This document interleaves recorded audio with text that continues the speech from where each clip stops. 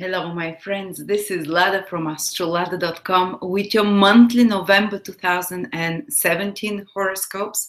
And I'm bringing good news predominantly about this month. So stay tuned with me. A lot of positive influences and how you can benefit from those. And of course, there might be some stressful influences. I'll mention them as well. But yeah, I think it's going to be a tremendous month. And before I start, I just want to remind you, check out the new webinars that we're doing at Astrolada. Robert Phoenix, a world well-known astrologer, is doing a webinar through Astrolada about Saturn in Capricorn. This is an astrologer I can watch for hours with no problem and listen to him. He's such a wealth of knowledge, fantastic person. Also, Heather is making a webinar on in conjunctions and what they mean. There's very little information out there about those, so that you might find this extremely interesting and rare. Of course, Rumen Kolev is doing webinar on Ancient Astrology 101. We continue with the 101, maybe 202 as well.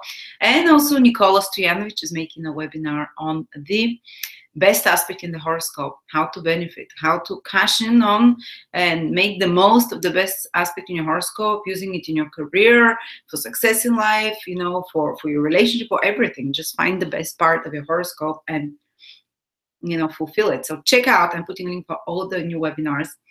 And now let's start about November. Okay, what is happening, guys? Most of the planets, if Aries is here, we also put Aries in the first house. And this is if your ascendant is in Aries. This is if your sun is in Aries. You know, if your moon is in Aries. Usually the ascendant is the most powerful, then but imagine your Aries here, and let's see, most of the planets actually are focused in this part of the horoscope. If this is the sky, you know, this is Aries. So we're gonna have Mars here, we're gonna have Jupiter, Venus, and the Sun here, and we're gonna have Mercury and Saturn here. These are all the important planets, of course. We can put Uranus here because it's in your sign as well, guys. And let me walk you through that. What does it mean? First of all, that area of the horoscope, which is, if Aries is here, this is the opposite side, you know, so it's very much other oriented. So this month will be kind of much more sociable month connected to being involved with others, month where a lot of the things in your life depend on either collaborating with others or looking for resources through others, combining your resources in some way, getting wisdom and advice from others. You know, 7th house is relationships with others, 8th houses where you can benefit through others, so merging of resources, 9th house is advice that comes from others. So let's decipher those things. You know, most of the energy is there, so focus it there. Don't try to be all Aries and make everything happen alone, as you always want to do. Ask for support.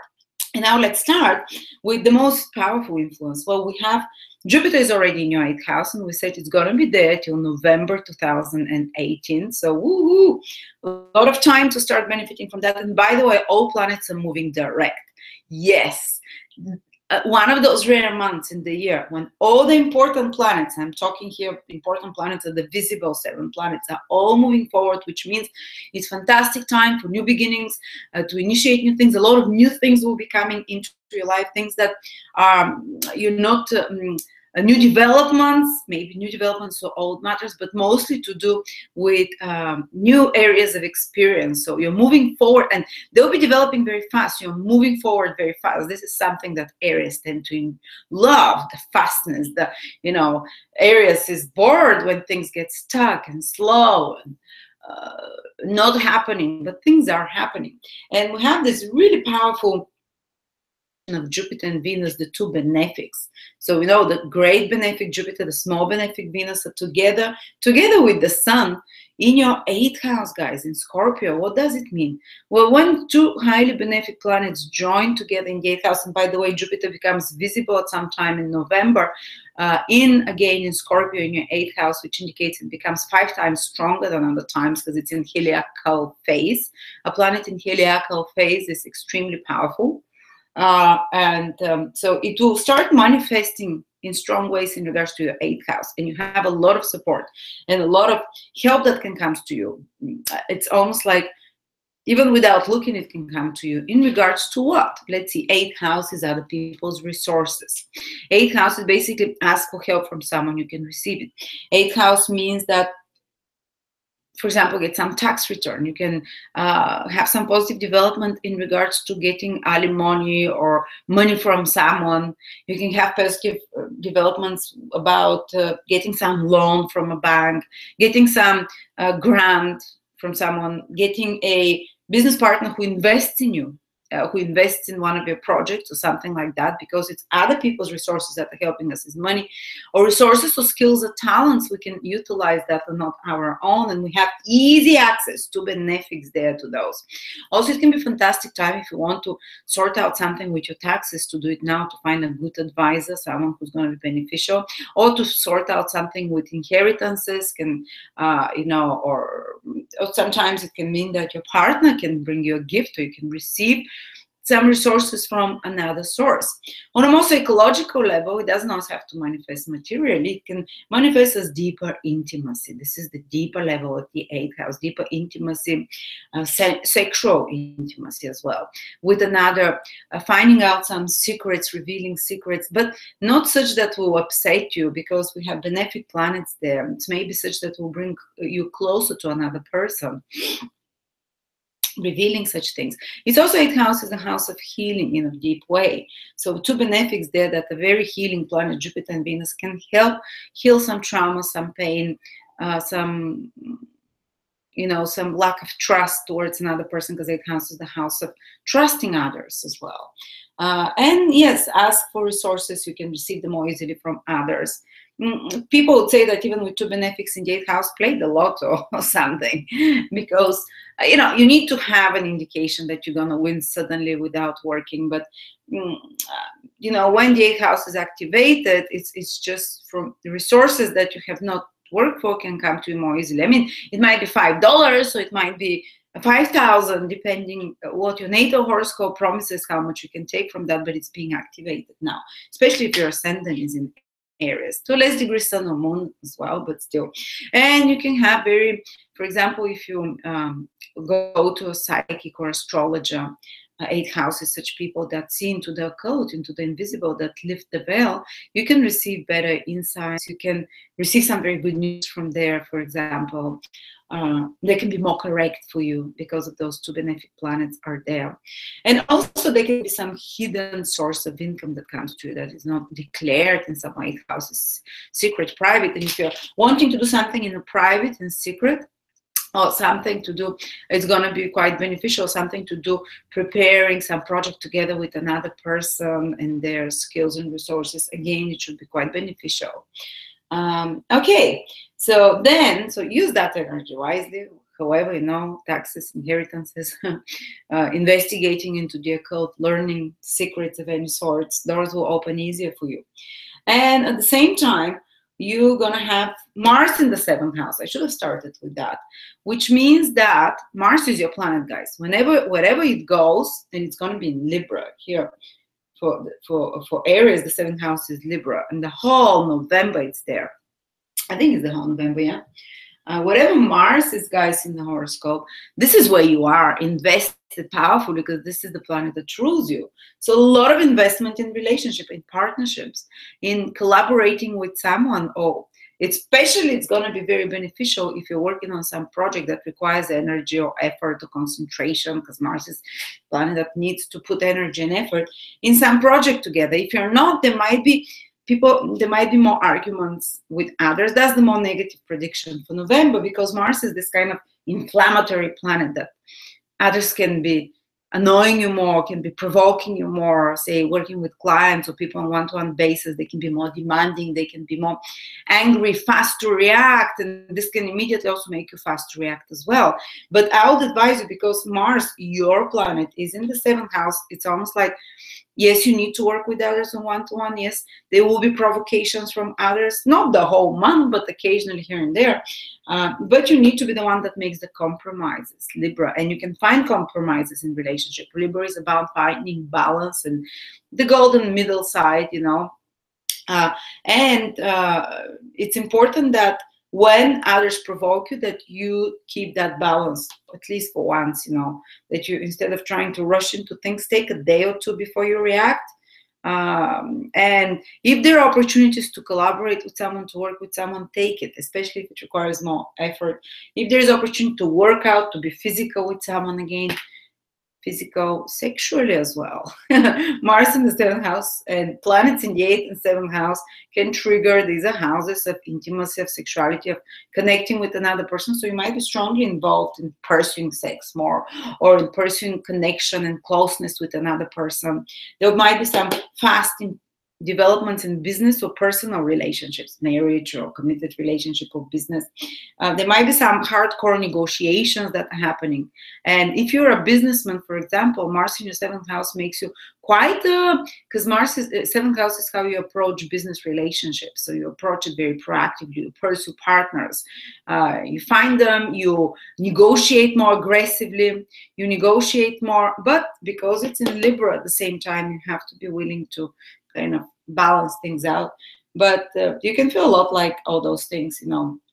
Just be careful because of the provocations from others that can make you explode. But remember that you need to be making a bit more compromises this time, because Mars, the energy is in other people somehow, and your motivation somehow depends on others, or your the fast forward movement ahead, which is Mars wants to move fast forward, is somehow dependent or interconnected by the actions of others in some way, you know. So try to be more cooperative to get the best out of it. You know, you'll be irritated as well, but it's okay.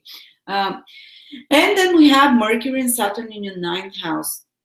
Mercury will be in your 9th house for 2.5 months, guys, by the way. So there'll be a strong focus on 9th house matters for 2.5 months, because Mercury will get retrograde. It means that you'll be reviewing something, working even harder on it, something to do with foreign travel, something to do with far away, with higher education, with pre-qualifications, with something to do with changing certain goals in your life, so something to do with teachers, advisors, documents that are connected to foreign countries, and papers of some sort.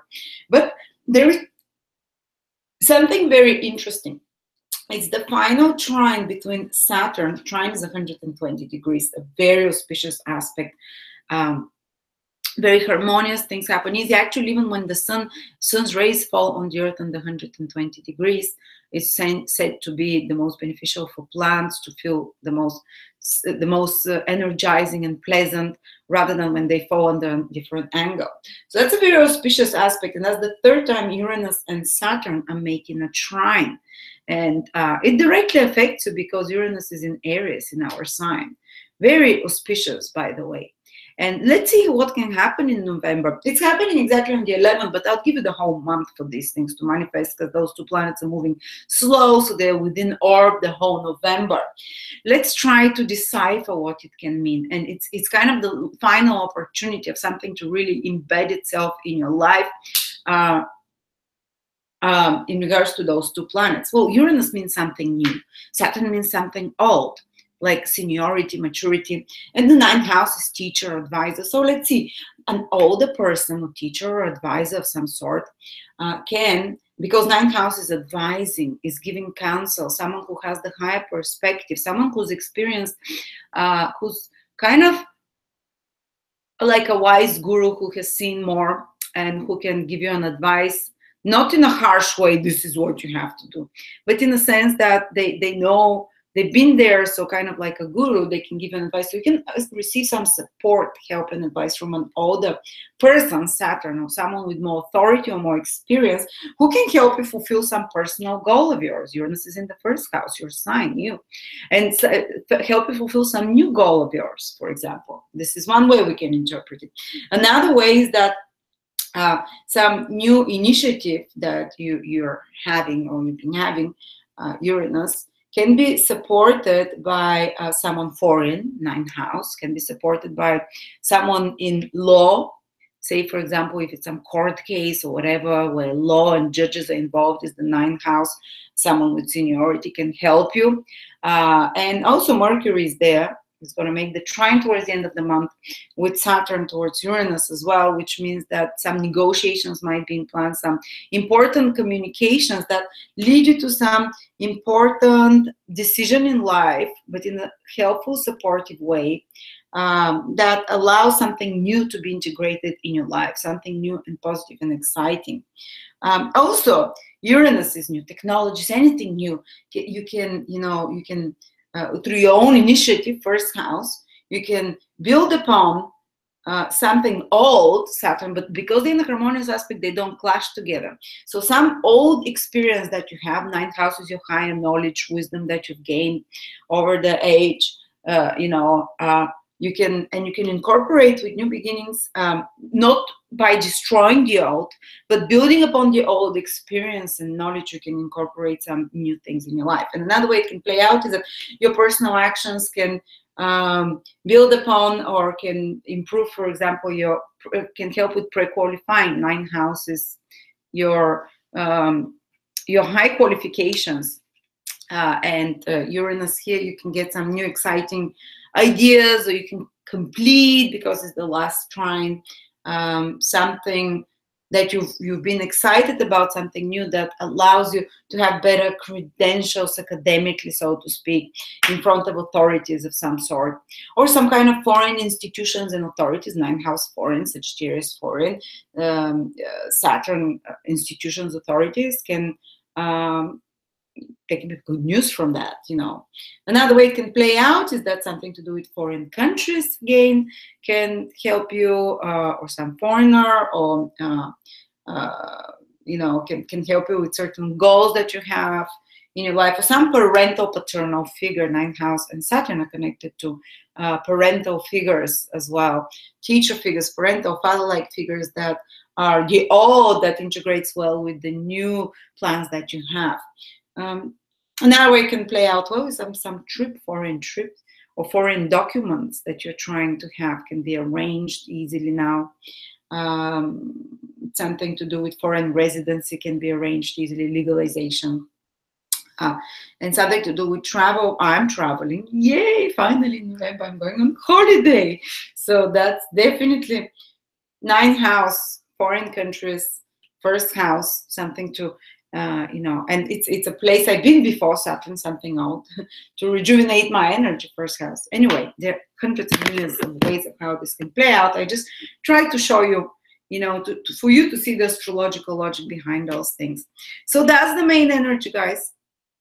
I might be missing things, but we'll do weeklies. I'm back on doing weeklies, so follow me on your weekly horoscopes to delve more in depth.